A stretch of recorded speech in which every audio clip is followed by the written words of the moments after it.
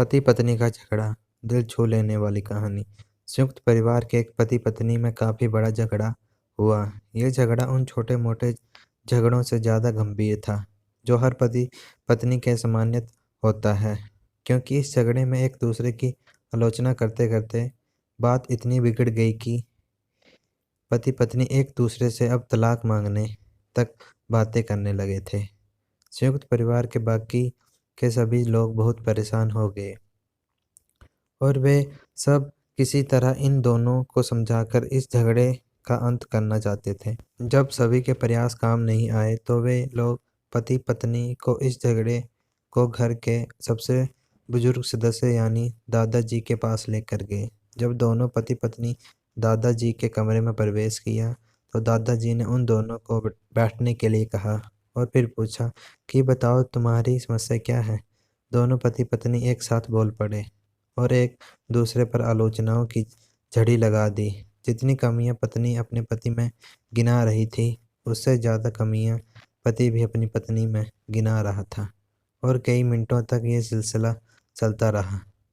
दादाजी ने भी इन दोनों को नहीं रोका और इनको अपना अपना गुस्सा एक दूसरे पर उतारने दिया।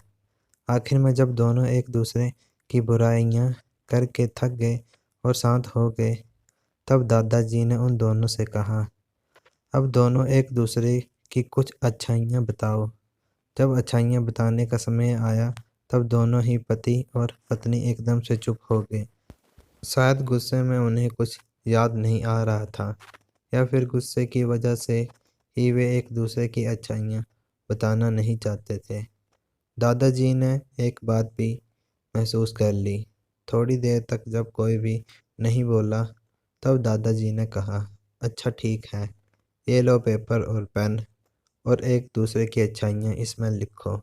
पति पत्नी दोनों ने ही पेपर और पेन लिया और एक दूसरे से काफ़ी दूर जाकर बैठ गए। थोड़ी देर तक ना पति ने कुछ लिखा ना पत्नी ने। फिर पति ने पेपर में कुछ लिखना शुरू किया। उसे देखकर पत्नी ने भी अपने पेपर में लिखना शुरू कर दिया। ऐसा लग रहा था जैसे दोनों एक दूसरे से कंपटीशन कर रहे हो। काफ़ी समय तक दोनों ने पेपर में लिखा और जब पेपर लिखावट में भर गया तब दोनों ही अपना अपना पेपर लेकर दादाजी के पास उन्हें देने के लिए गए।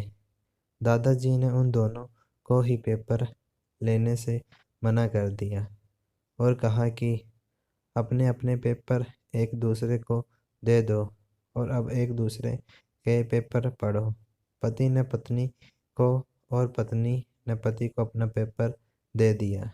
वे एक दूसरे के पेपर पढ़ने लगे।